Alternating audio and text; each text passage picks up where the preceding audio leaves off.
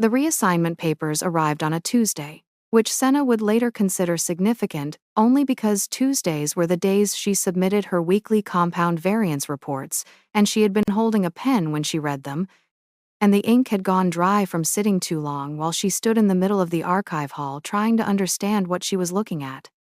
Private residential corridor, North Tower, 4th floor, Alpha King's personal wing, compound verification audit, open-ended assignment, effective immediately.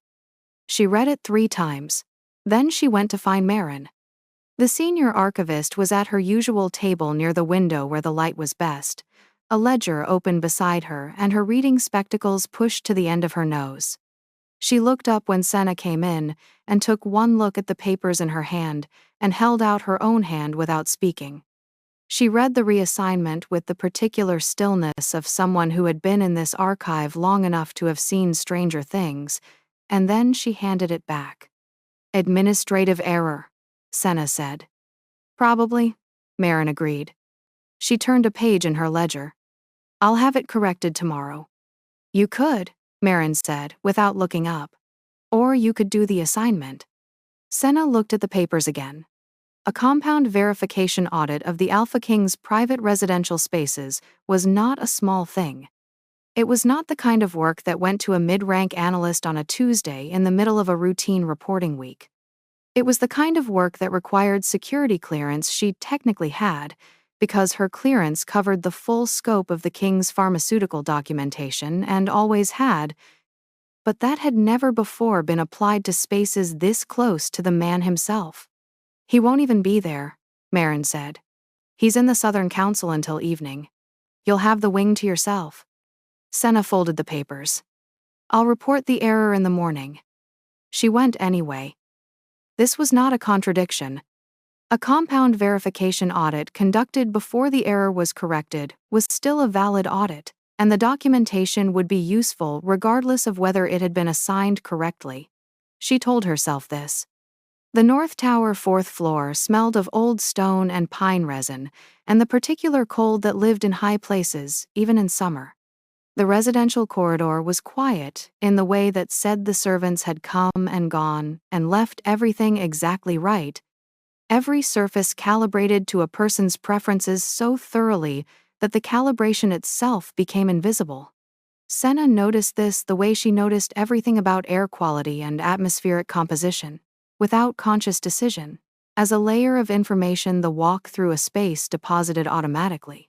She let herself into the antechamber with the access pass the assignment papers had included, and stood inside the door for a moment with her kit at her side, and read the room. It was a working space as much as a residential one. Maps on the desk under a glass weight. A lamp with the wick turned low from the night before and not yet trimmed. A stack of compound reports her own department's work, sent upstairs sitting beside the lamp, with the top document read and annotated in black ink, and the second document only partially turned back, as if he had been interrupted mid-page and left with the intention of returning. The chair behind the desk was angled slightly outward. Someone had been in it recently and had not straightened it when they stood. She set her kit on the side table, took out her instruments, and began working. The antechamber baseline took 40 minutes.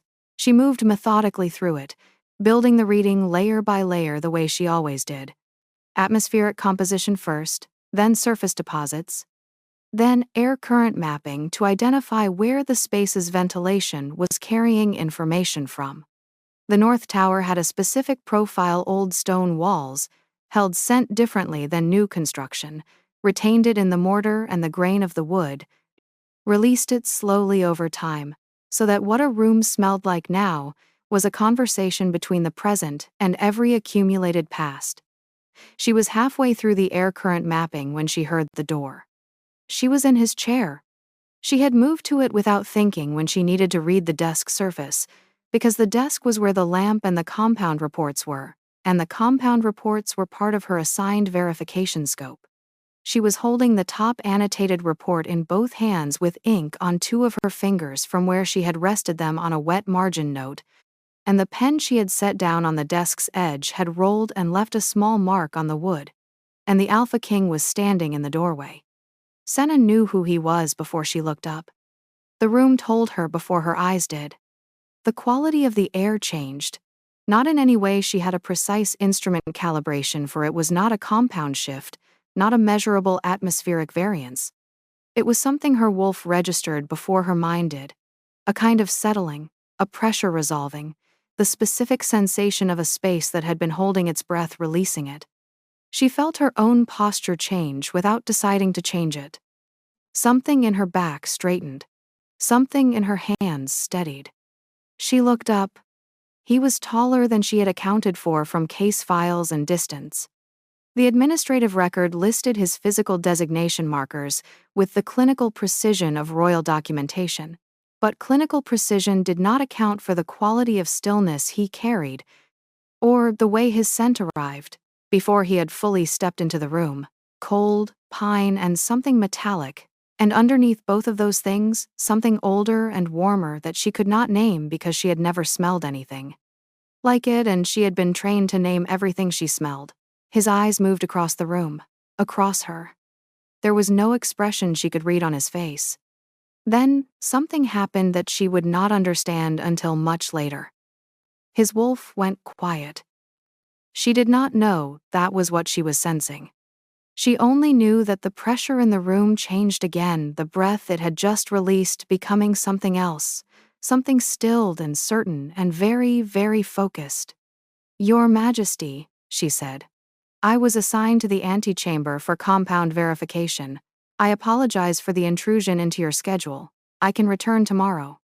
He looked at the report in her hands. "Is that the variance summary from the East Corridor sampling?" he asked. She looked down. "Yes." "Finish your report," he said. He moved to the window. He stood with his back to her and looked out at the southern view and said nothing else, and Senna looked at the report in her ink-stained hands and understood that he had not asked her to leave. She finished the report. She packed her kit with efficient quiet. She straightened his chair before she left and did not examine why she did it. She planned to report the clerical error in the morning.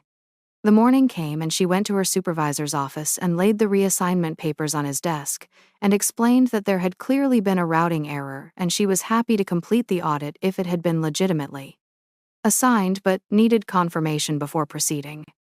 Her supervisor looked at the papers for a long moment. Then he looked at her. "His Majesty confirmed your assignment directly," he said. Senna had been a compound analyst for 6 years. In that time she had received 1 promotion, 3 commendations for precision documentation, and a correction once for failing to label a sample container with sufficient specificity. She had never been personally confirmed for an assignment by anyone above senior department level. "There may have been a misunderstanding," she said carefully. "I don't have experience with private residential assignments at this level." "His Majesty didn't seem to think that was a problem," her supervisor said, and handed the papers back to her. She returned to the North Tower. The work itself was straightforward. Private residential spaces required the same compound verification methodology as any other assignment: atmospheric baseline, surface sampling, air current mapping, identification and cataloging of all pharmacological compounds present in the space, with particular attention to anything outside the expected profile. The expected profile for a ruling alpha's personal wing included the standard pharmaceutical preparations, the scent marker compounds his designation produced naturally, the cleaning preparations the household staff used, the botanical arrangements that appeared fresh every 3 days, and the morning tea service, which she would sample from the antechamber air rather than the kitchen, because by the time the tea reached the residential level, it had been carrying its compound profile through enough air that she could build a reasonable identification. Reading without touching the actual service. She was building the air current map on the 4th day when she noticed it. A variance, barely registerable against the morning tea profile layered within the existing botanical complexity of whatever blend was being served, designed to present as part of the natural compound signature of the preparation rather than external to it. She might have missed it if her instruments had been less calibrated, or if she had been working at a distance, or if she had not been in a residential space where the air moved slowly and held its information longer than high-traffic corridors. She ran the reading twice. Then she logged it as requiring extended observation and moved on to the window current mapping. That evening, someone knocked at the antechamber door and left a covered plate without waiting for her to answer. The food was specific, the particular grain preparation that settled her stomach on long reading days, a thing she had mentioned once to Marin and no one else. She stood in front of the covered plate for a moment, then sat down and ate it, and told herself the kitchen staff must have standard protocols for late working personnel. She had been telling herself this for 2 weeks. She noted for the first time that she had been counting. The anomaly was sharper in the second week. She built a more precise reading of it across 4 consecutive mornings and confirmed it was present in the tea service with the consistent reliability of something that was being introduced deliberately rather than occurring by contamination. Contamination was irregular. This was not irregular. She ran an identification query through the compound archive. The archive was the most comprehensive pharmacological database in the Northern Territories. Every compound she had ever encountered in 6 years of analysis had a record in it: origin, constituent elements, documented effects, associated case history. She typed the partial identification string she had built from her morning readings and submitted the query. Access denied. Restricted archive. Security clearance level 4 required. She had level 3 clearance. She had never, in 6 years, encountered an access block on an identification query. The archive was the archive. You submitted a compound profile and it told you what you had. That was the entire function. She stared at the response for a moment, then wrote it in her field notes and moved on. What she did not write in her field notes: the correlation she had been building without meaning to, between the presence of the compound in the morning tea service and the particular quality of the king's manner during his hours in the antechamber.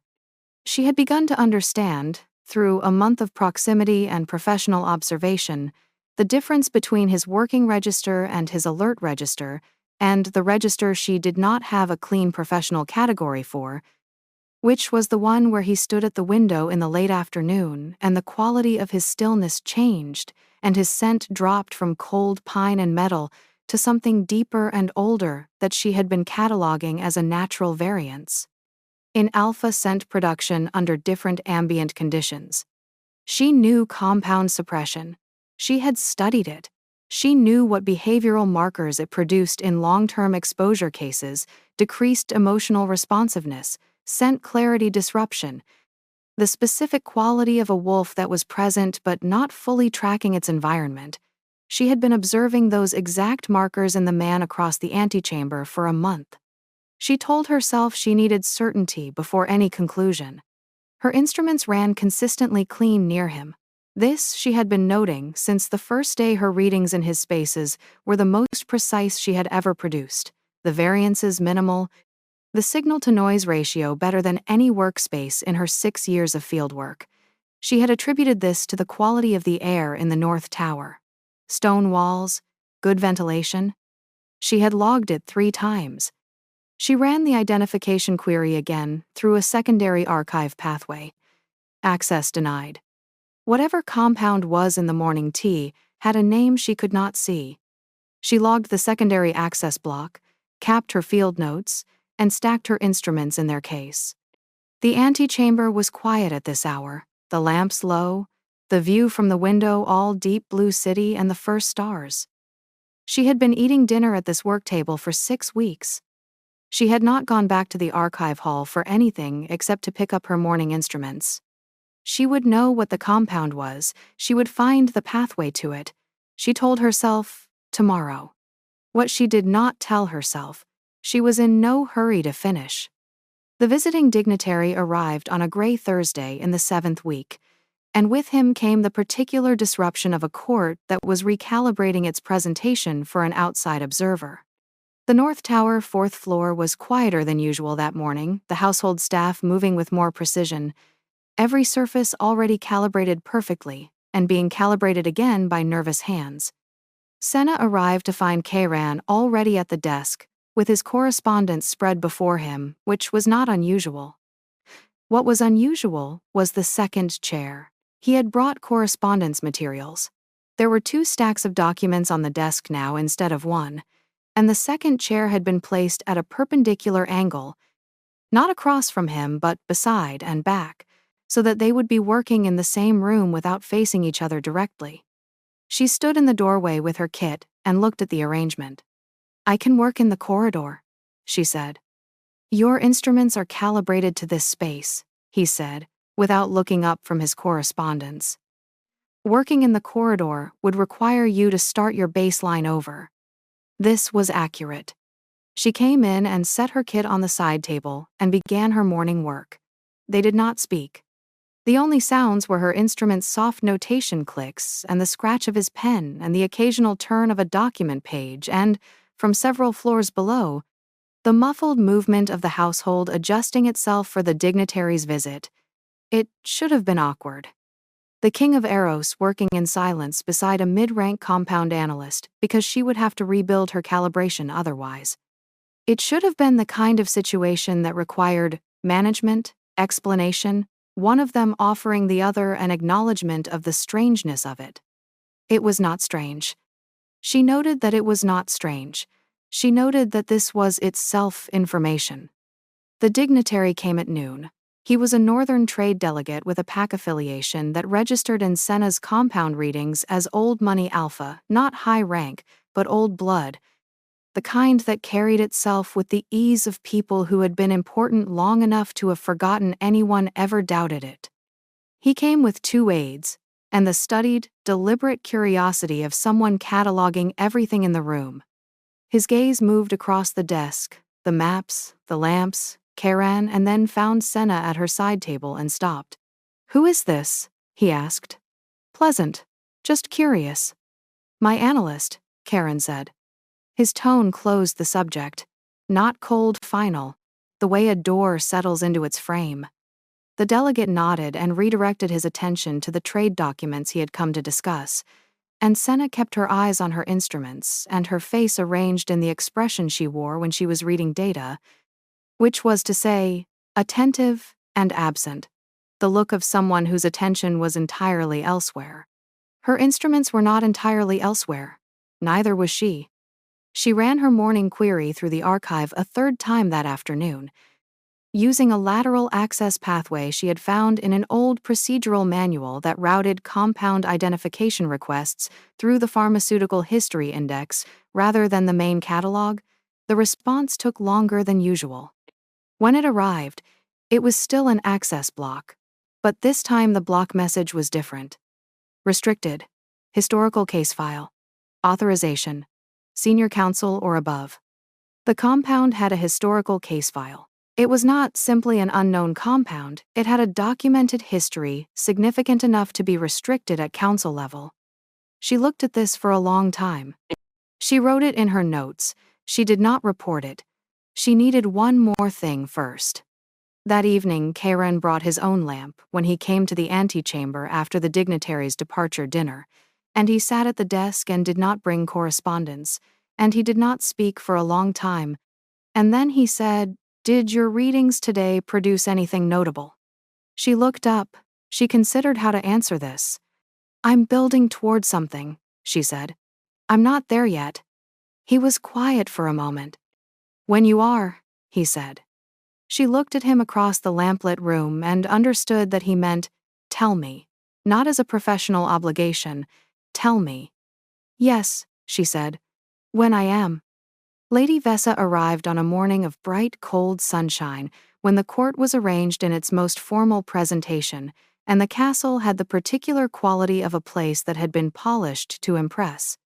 Senna knew she was coming 3 hours before she arrived, because the morning's compound readings in the residential corridor showed a new preparation in the household cleaning compound, something floral, something applied specifically to the public-facing surfaces of the North Tower entrance hall, the preparation the household staff used when they expected someone significant. She was at her side table when Vessa walked through the antechamber. The lady did not stop. She was heading toward the inner corridor, where Karen's private study was. and she moved through the space with the easy authority of someone who had been here before, and had every right to be here, and knew both things. She was beautiful in the way of someone who had worked at being beautiful for long enough that it had become simply who she was considered, presented, finished. Her scent arrived before she did. Senna's compound analyst instincts read it automatically, the way they always did. Top notes first. Rosewater and something light and expensive, a personal preparation rather than a household one, applied recently. Base notes, settling through, warm amber, a trace of something botanical she recognized as a common, calming preparation, nothing unusual. Then the layer beneath. She was still cataloging it when Vesa stopped. She had felt Senna looking. Not looking, reading. Senna understood, a moment too late, that she had been doing it openly. "You're the analyst," Vesa said. Not unkindly, precisely. "Yes, my lady." In the residential wing, Vesa's gaze moved across the work table, the instruments, the stacked field notes. For how long? 7 weeks. Unusual placement for someone at your designation level. Still not unkind. Simply accurate. I'll have to remember to ask His Majesty about the protocol arrangements. She smiled, and it was a real smile. The kind a person produced when they were managing something carefully and were very good at it. "I'm sure it's all quite in order." She continued through to the inner corridor. Senna sat very still after she left. The layer beneath. She ran it again in her memory. The way she ran every compound reading she had not had time to properly document, laid it against her internal reference catalog, turned it, compared its constituent elements to known profiles, asked the basic analyst question: what is this? What does it do? Where does it come from? The answer did not arrive immediately. It arrived slowly, in the specific way that answers arrived when they were large and required space to land. The layer beneath Vesa's carefully maintained surface scent was carrying a preparation, not a personal use preparation. A preparation that required pharmaceutical-grade sourcing, that existed in a restricted archive at senior council authorization level, that had been present in the morning tea service of the Alpha King's antechamber every day for 7 weeks, and probably for much longer than 7 weeks, and was not the kind of compound a person carried in their personal scent profile accidentally. Senna sat with this for a long time. She looked at her field notes. She looked at the lamp. She looked at the antechamber door through which Lady Vesa had just walked with her flawless presentation and her careful smile and her preparation that had a historical case file and a council-level access block. She had the top notes and the base notes. She had the anomaly reading. She had the blocked archive pathway and the case file reference. She had 7 weeks of morning readings showing consistent, calibrated delivery into the Alpha King's tea service. She did not yet have the source chain. She needed the source chain. The antechamber was quiet. The city outside the window was going toward evening.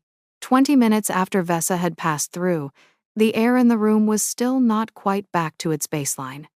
Senna noted the duration. Then she picked up her pen and went back to work. The physician's tonic had been in the air the entire time. She had cataloged it on the first day, logged it as a standard pharmaceutical preparation under prescribed treatment protocol, and moved past it because her assignment was atmospheric verification and standard prescriptions were not anomalies. They were the baseline. You noted them and moved on.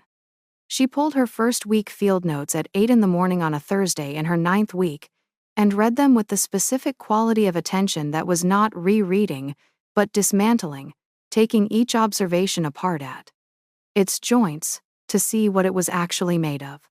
The tonic was delivered every evening by the palace physician's attendant. She had observed the delivery 3 times without considering it beyond its designation as expected pharmaceutical content. It was a bonding sickness tonic, the notes said. A treatment for the particular form of metabolic dysregulation that affected unmated alphas of high designation restlessness, scent disruption, the wolf's searching state becoming chronic rather than episodic. Common enough in ruling alphas past the standard mating window. Standard of care. She laid her field notes flat on the table and looked at the tonic's compound profile beside the morning tea's compound profile. The same base compound, different delivery vehicle, different botanical masking agent, differently calibrated. The tonic dose was larger, adjusted for evening absorption, designed to carry through the night and thin by morning so that the tea delivery could refresh it. The two together created a continuous suppression window. There was no gap. The compound was present in his system at every hour of every documented day. Senna sat very still for a long time. She was a compound analyst. She understood what continuous suppression meant at a practical biological level. She had read the theoretical literature. She had never encountered a field case. Bond suppression compounds dulled the wolf's ability to sense its fated mate not permanently, not irreversibly, but continuously. So that a wolf that might recognize its mate in a clear moment would move through a fogged one instead, and the fog would regenerate before the clearing could accumulate into recognition. Extended to 2 or more years, the fog would become the wolf's new baseline. It would stop searching actively. It would simply be present and unaware, which would look, from the outside, exactly like a high designation alpha managing his bond sickness through treatment. The physician had prescribed the tonic. She had the prescription documentation in her compound files. She had the delivery records. What she did not have was the prescribing basis, what had prompted the original diagnosis, who had requested the evaluation, when the treatment had begun. She did not have the source compound, and she did not have the authorization chain that connected it to the tonic's preparation. She opened her field notebook to a clean page and wrote across the top, source chain. She had been doing this work for 9 weeks. She had every morning and evening atmospheric reading from the antechamber going back to the first Tuesday. She had 3 blocked archive access records, each with their response classification noted precisely. She had Vessa's compound signature from the previous afternoon, with the base note anomaly flagged and asterisked, and sitting in her memory like a stone in her boot. She needed the pharmaceutical holdings records. She needed to show where the compound was being sourced from, whose supply chain it moved through, whose authority had put it into a prescription that an attending physician had been delivering to the Alpha King's personal tonic for what her readings suggested was at minimum 2 years. She pulled up the pharmaceutical holdings registry, which was not the compound archive, and did not have the same access restrictions because it was procurement documentation, rather than pharmacological case history. She searched for the compound's partial profile, the constituent elements she had identified without being able to see the name. It returned 11 results. She went through them methodically. 9 were standard botanical suppliers, their records clean, and their supply chains publicly registered with the Trade Council. 1 was a hospital apothecary on the western edge of the city. 1 was a private pharmaceutical holdings registry under a noble family's estate management. She looked at that last one for a moment. Then she opened the estate management link. Vessa's family crest was in the header of the holdings page. Senna put down her pen. She looked at the crest. She looked at the supply chain documentation below it, which showed regular periodic orders of a compound whose partial profile matched exactly what she had been reading in the morning tea and the evening tonic for 9 weeks. The orders placed on a quarterly schedule beginning 2 years and 3 months ago, which was 2 months before the betrothal announcement. She had her source chain. She sat in the antechamber with every lamp burning and her field notes spread across the work table and the city going dark outside the window, and understood that she was a mid-rank compound analyst with level 3 clearance and no political standing who had just documented evidence that the Alpha King's politically arranged betrothed had been administering a bond suppression compound to him continuously for over 2 years, and that the palace physician, whose tonic had been the delivery vehicle, had been either deceived about the compound's nature or had known and said nothing. Her hands were entirely steady. She noted this and filed it under useful. She was still working at midnight when she heard the door. Karen came through it without knocking, which was a thing he did now when the lamplight was visible under the door and it was late and she was still there.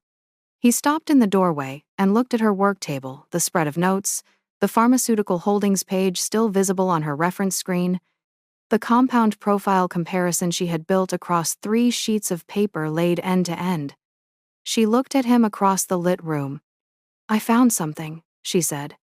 He came in. He stood beside the work table and looked at what she had built. He read carefully, the way he read everything from the beginning, in order, without asking her to summarize. She let him read. When he finished, he was quiet for a long moment. "How long?" he asked. "Based on the supply chain records.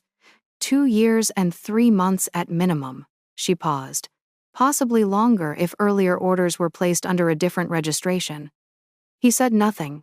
She watched his jaw tighten once, and then release, and then his face settle into the particular stillness she had come to understand was not coldness, but management, the specific quality of a person who felt things very deeply and had long practiced not letting that show until he had decided what to do with it.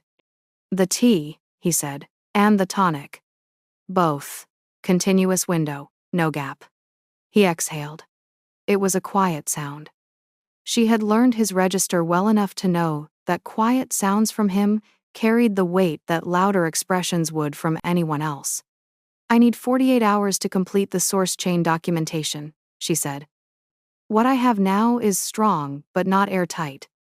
The pharmaceutical holdings record shows the supply chain and the timing. I need to connect the compound's delivery into the tonic preparation specifically, which requires the prescription authorization records that are currently above my clearance to access." "I'll get you access," he said. "That may alert the physician." He was quiet for a moment. "Yes," he said, "it may." She looked at him. He was looking at the pharmaceutical holdings page with Vessa's family crest in the header, and his expression was doing what his expressions always did, carrying much more information than its surface presented, the depth visible only if you had been reading the same face in the same light for 9 weeks. "You already knew something was wrong," she said. It was not a question. She had been building toward the question for weeks, and now that she was at it, she found it was not a question. He looked at her. "I felt clouded," he said. "For years. My bond sensing was wrong, not absent, just wrong. Like trying to track a scent through water. I assumed it was the bond sickness worsening." He paused. "I had no proof. And the political situation with the betrothal made raising the question without proof catastrophic," she said. "Yes." She looked at her field notes. Then she looked back at him. "Why did you let me stay?" she asked. "The first day, when you came back and I was in your chair. You could have sent me away and the administrative error would have been corrected and that would have been the end of it." He was very still. "Your presence is the clearest thing in my spaces," he said. His voice was careful and exactly level. "When you're in the room, I can track it. Not just you, everything. The way I should have been able to track everything for years." He stopped. My wolf went quiet. I hadn't felt it quiet in 4 years. She understood what he was saying. Her wolf understood before she did. It had been understanding since the first day, filing information she had been cataloging under instrument reliability and baseline quality and favorable atmospheric conditions in a north tower with good stone walls. The clean readings, the precise calibrations, the way the room's compound profile was always sharpest when he was in it. She was a compound analyst. Her professional ability was the same as her wolf's bond sensing. They were the same organ. She had been reading the mate bond for 9 weeks and logging it as good data. The flood did not arrive yet. She was aware of it building the specific quality of a truth that had been waiting a long time, pressing against the back of a door she had kept shut by calling it something else. She held it there. She needed 48 hours. She needed the source chain. "I'll have the documentation complete within 48 hours, she said. He held her gaze for a moment longer than necessary. Then he nodded. "When you have it," he said. She went back to work. She did not sleep. She told herself she would sleep after. The access cut came on the morning of the second day, 17 minutes before she finished.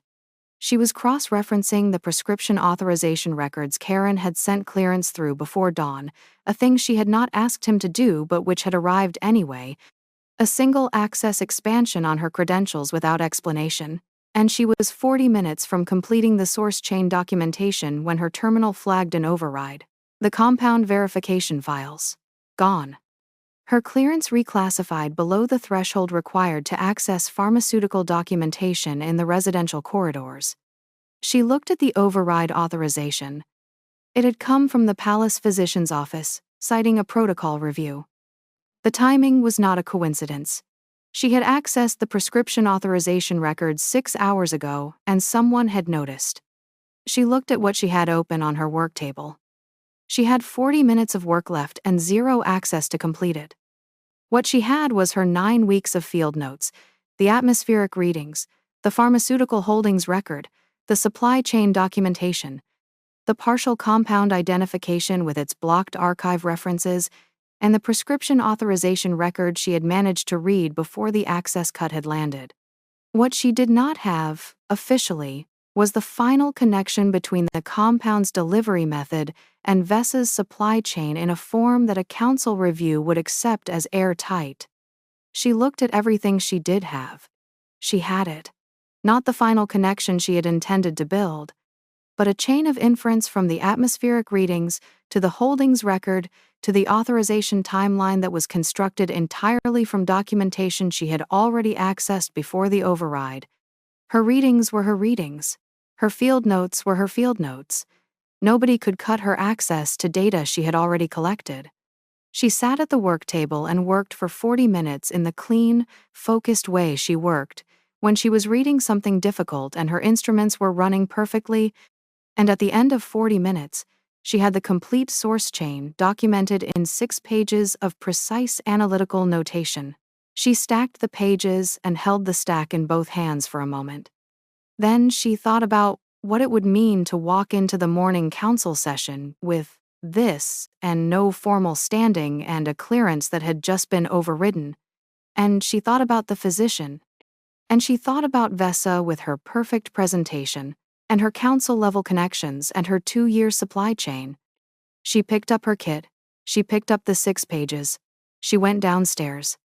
The council chamber door was guarded by 2 of the king's personal detail, which was normal, and by the household secretary, who was not a guard but who moved to intercept her with the polite efficiency of someone who had a great deal of practice redirecting people who should not be in a particular corridor. "The morning session is in progress," the secretary said. "I'm afraid I have documentation for His Majesty regarding a compound verification matter," Senna said. "Active residential assignment, North Tower, 4th floor, open-ended designation."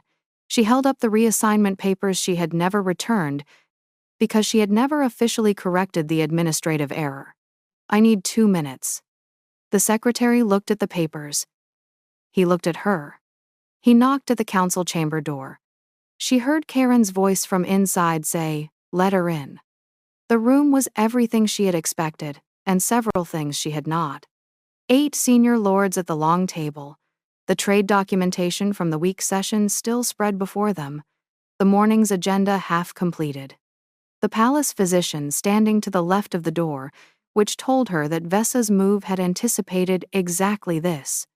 And Vessa herself at the far end of the table, seated in the position of the betrothed, at formal council present but not voting, present but positioned, everything about her placement saying that she had every right to be here, and had been here before. Kayran was at the head of the table. He looked at her when she came in. Not the way he looked at everything else in the room. The deliberate assessment of a man managing a complex situation. The way he looked at her in the antechamber at midnight with the lamps burning and 9 weeks of proximity, making words less necessary than they had ever been.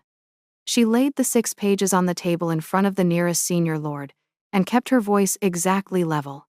9 weeks of atmospheric compound readings from the Alpha King's private residential wing, she said.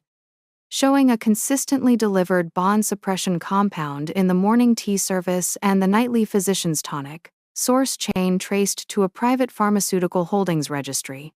She paused. The registry is registered to Lady Vessa's family estate. The room was very quiet. Vessa moved first. She was controlled, precise, and entirely prepared, which confirmed for Senna that the access cut had been exactly what she thought it was. "Your Majesty," Vessa said, addressing Karen with the particular warmth of a woman who had been carefully building a relationship with that tone for 2 years. "This is a significant accusation from an analyst with no standing in this chamber. What she has presented is atmospheric readings from an open-ended assignment that lacks formal council authorization. Interpreted through a personal theory that connects an ordinary tonic to my family's estate through a supply chain that any number of practitioners in this city source from." The physician spoke without being asked. "The tonic is a standard bonding sickness treatment," he said, "prescribed on clinical grounds following a formal evaluation. The compound registry Lady Vessa's family maintains supplies dozens of Palace pharmaceutical preparations." Vessa's gaze had not left Chiran's face. It was not a hard look. It was the look of someone who had invested 2 years in a specific outcome and was not prepared to lose it without using every resource she had available. "When was the bonding sickness evaluation conducted?" Senna said. The physician looked at her. "I beg your pardon?" "The formal clinical evaluation that justified the original prescription. The one that determined the treatment was necessary. When was it conducted, and who requested it?" A pause. Small. The kind of pause that a room full of wolves read as information. "The evaluation was conducted upon request," the physician said. "Whose request?" The physician did not answer. Senna looked at him. She had 9 weeks of field notes, and a complete source chain, and a clearance override that had arrived 17 minutes before she finished, and she had nothing she had not earned through methodical work in a room where nobody had given her anything she had not produced herself. She was not angry. She was, in the particular way that her competence produced when it was pointed at a problem, very clear. "If the evaluation was clinically indicated," she said, "there will be a record of the initiating assessment. The symptom presentation that prompted the physician to recommend evaluation. That record predates the prescription and exists independently of the tonic's compound profile." She looked at the physician. "If the evaluation was requested, rather than clinically indicated, there will be a request record, with a name on it." She paused. "One of those records exists." "I'd like to know which one." Karen stood. The room changed. She had read about this in the pharmacological literature on alpha designation, the specific atmospheric effect of a high-ranking alpha's full authority expression, the pressure that moved through a space like weather, involuntary and biological and making no distinctions between the wolves it landed on. She had understood it theoretically. She had not understood it in a room. Every wolf at the table felt it. She watched it move through them, the slight downward pressure, the involuntary stillness. The senior lords, most of them alphas of significant rank, absorbed it with the controlled effort of men who were used to managing biological responses but were not accustomed to managing this one. The physician went entirely rigid. 2 of the aides near the door stepped back without meaning to. He looked at Vessa. His voice was quiet. Quiet carried further in this room than anything else could have. "You had me dosed," he said, "before I presented symptoms." The silence was total. Vessa held his gaze for 3 seconds. She was remarkable, Senna thought, with the distant professional portion of her mind that was still taking notes. 2 years of careful management, of calibrated affection, of positioning herself within the space created by the suppression compound she was responsible for, and she held his gaze for 3 full seconds before the composure fractured. When it fractured, what came through was honest. Senna had expected calculation and found instead something that was, in its own damaged way, real. "I knew I wasn't the Bond," Vessa said. Her voice was even, and it cost her to keep it that way. "I knew from the beginning. His Majesty's wolf had been searching for years before the betrothal was arranged, and I knew I wasn't what it was looking for." She stopped. I thought if the searching stopped, if I could quiet the searching long enough, there might be something else. Something chosen, rather than fated. She looked at Karen. I was not wrong that you could have built something with me. I was wrong about how. Karen said nothing. I did not intend harm, she said. I intended. You decided, he said quietly, what I was allowed to find. She had no answer for this. He looked at the senior lords. He named the betrothal contract. He named the compounds, both of them, the morning delivery and the evening one, and the pharmaceutical holdings record, and the supply chain. He was methodical and precise and entirely without anger in his presentation, which was worse for Vessa's position than anger would have been. He said, the betrothal is dissolved. He said it in front of 8 senior lords and the palace physician and 2 aides, who had not expected to be in a room where this was happening. The physician was escorted from the chamber. Vessa stood, and there was a moment where she looked at Karen with everything she had not been able to say still visible on her face, and then she walked to the door herself without being escorted and did not look back. The senior lords were very quiet. Karen looked at Senna.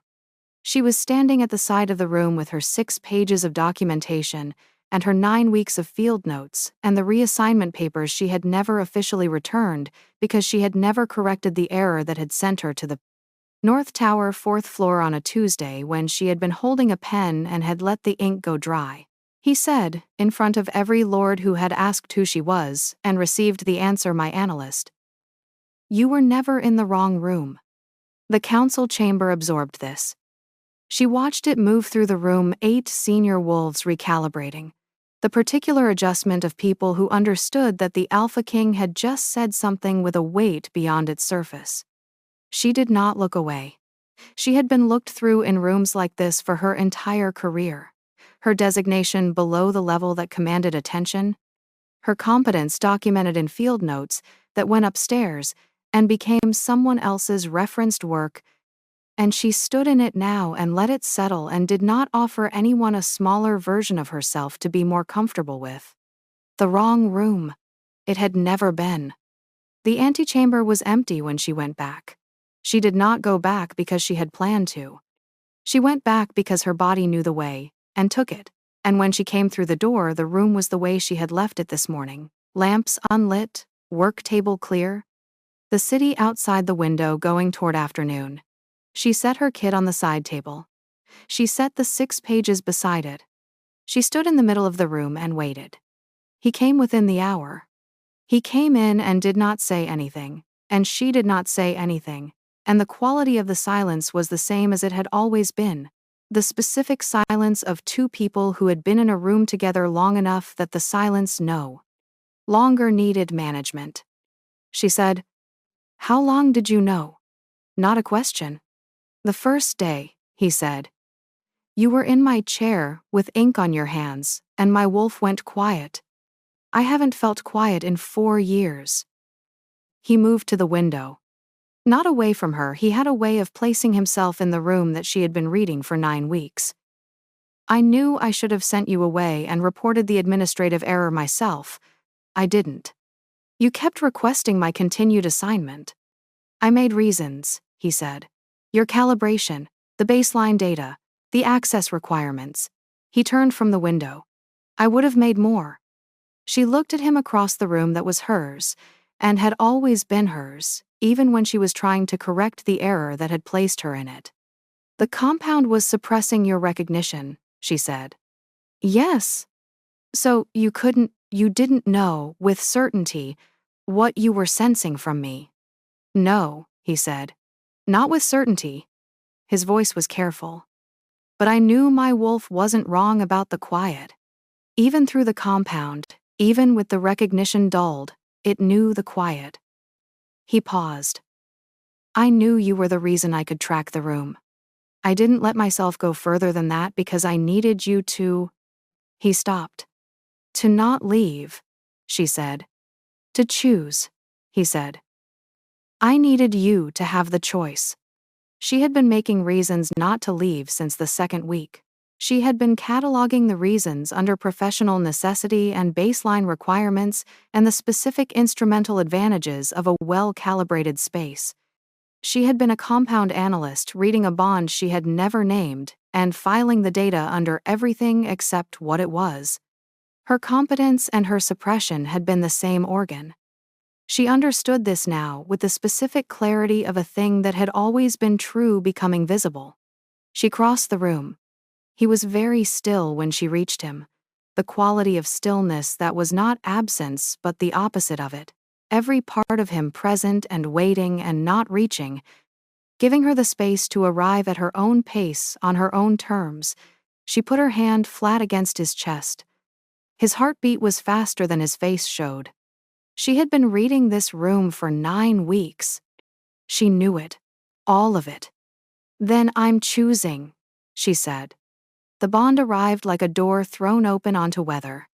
She had expected recognition. She was a compound analyst. She had read the literature.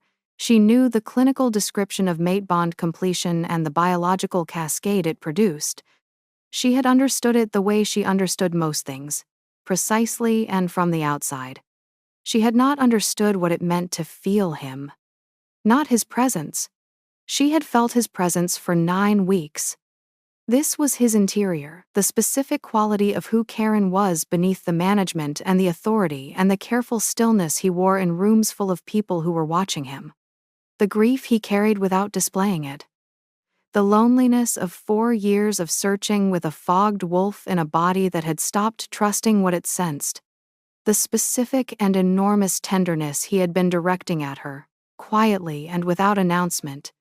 Since the second week when she had come back from a long, cold afternoon of South Corridor sampling, and there had been a meal on her work table that she had told herself was standard late worker protocol. She felt all of it at once. And underneath all of it, the thing that had been waiting. The absolute, biological, unambiguous certainty of her. The way his wolf had registered her presence on the first day and gone quiet and never gone back to searching because it had found what it had been searching for, even through the compound, even through 2 years of suppressed recognition, even when his human mind had been navigating the fog and had not been able to name what the quiet meant. He had known the quiet. He had kept her in the room because of the quiet. She understood, in the way you understood things that arrived too large for language, that she had been known for 9 weeks by the part of him that operated below strategy and management, and that being known in that specific way was something she had not had a category for before now. She let herself be known. He marked her at the junction of her neck and shoulder, his teeth pressing once into the skin with a care that was itself a kind of speech, and she felt the mark settle warm and certain, the way a door settled into its frame. She felt his side of it, the relief, vast and quiet, the searching finally ended, the 4-year fog lifting all at once the way the literature had said it would, not gradually but completely, as if it had never been. He told her, later, in the specific way he communicated the things he found it difficult to say directly, by putting his hands very carefully on either side of her face and looking at her for a long time. That the first day she had been in his chair reading his compound reports with ink on 2 fingers, his wolf had recognized her before he had turned fully into the room. That he had stood in the doorway and felt the quiet arrive, and understood what it meant, and had looked at the reassignment papers afterward, and known that the administrative error was the best thing that had ever happened to him. That he had been afraid, for 9 weeks, that she would correct it. She thought of all the mornings she had planned to. She was not laughing. She was something else, something that was warm all the way through, the specific warmth of a wound that had been carried for a long time being set down, not healed but no longer necessary to carry. "I almost reported it 4 times, she told him. "I know," he said. "You packed your kit twice." She looked at him. "I was watching," he said, without apology. The formal court presentation happened on a morning of low autumn light, the kind that came in sideways through the tall windows of the great hall and caught the dust in the air and made everything look like something worth recording. Senna stood in the antechamber beforehand, not her antechamber now, or not only hers. The room had shifted its meaning the way rooms did when they became sites of history, and read the compound profile of the hall the way she had been reading every compound profile since the first Tuesday she had arrived in the north. Tower. 30 wolves, 12 high designation alphas, the rest a mixed register of betas and senior court officials. The atmospheric reading she was building from here was, as it always was near him, the cleanest she could produce. No interference, no fog. She noted this and did not file it under anything except what it was. The hall contained every person who had assessed her in the 9 weeks before this one. Her former supervisor, who had handed her the reassignment papers back with a tone of faint confusion and processed the result without ever quite understanding how it had happened. 2 of the senior lords from the council chamber, recalibrated now, their regard for her carrying the specific quality of people who had adjusted a position they had held for a long time and were not yet comfortable with the adjustment but were doing it, the palace secretary who had knocked on the council door because the reassignment papers were technically valid, the household staff of the North Tower 4th floor who had been delivering specific meals to her work table for 9 weeks without her asking. Marin was there. She was standing near the east window with her reading spectacles pushed to the end of her nose and her hands folded in front of her, and her expression carrying the specific quality of a woman who had told a junior analyst, "You could do the assignment," and had subsequently watched the assignment become the rest of the junior analyst's life without expressing surprise. She caught Senna's eye across the room and held it for one moment. Senna inclined her head. Marin inclined hers. Karen spoke to the assembled court with the clean precision he brought to everything that mattered. He described the compound verification assignment. He described the 9 weeks. He described, without editorializing, what Senna had found and how she had found it and what she had done with it, including the moment her access was cut 17 minutes before she finished, and she had finished anyway. He said that the pharmacological documentation she had produced had been reviewed by 2 external compound specialists at the senior counsel's request and confirmed in every particular. He said, "She was sent to the North Tower 4th floor by an administrative error. She is here because she stayed." He said, "She found what the court had failed to look for 2 years." He turned to her. In front of the 30 wolves and the recalibrated lords and the household staff and the secretary and Marin with her reading spectacles, he held out his hand. Not a gesture of command. The gesture of a man who had been waiting for her to arrive at her own pace and was indicating that the arrival had been worth the wait. She crossed the room and took his hand. The hall acknowledged this. Not with warmth, with the specific and permanent recalibration of people who had understood something and would not ununderstand it. She felt it move through the assembled wolves the way she felt everything move through a space, as information, layered and precise, telling her exactly what the room now knew about itself. The wrong room. Every person in the hall understood now that there had never been one. There was a compound report open on the desk. It was a South Tower ventilation audit, routine work, the kind she had been doing for 6 years before the Tuesday with the reassignment papers, and she was halfway through it with ink on 2 fingers and a cold cup of tea beside her that someone had brought and she had forgotten to drink.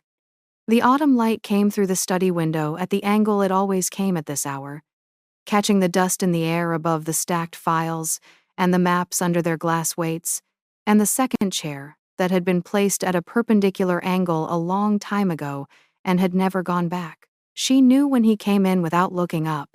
She always knew. She had always known. She had simply called it something else for 9 weeks and called it what it was after that. He set a fresh cup of tea beside the cold one without speaking and went to the window.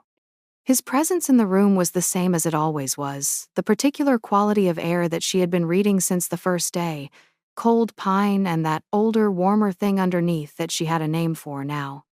She finished the paragraph she was on. She picked up the fresh tea. Outside the window, the city was going toward evening. The lamps were still unlit. Neither of them moved to light them. She had been in the wrong room for 9 weeks and had never once been in the wrong room. And she was here now in the place that had always been hers, and the cold tea was beside the fresh one. And the South Tower audit was open to page 4, and the quiet between them was the specific quiet she had felt on the first day, the quality of something that had been searching a long time and had stopped. She kept working. He stayed,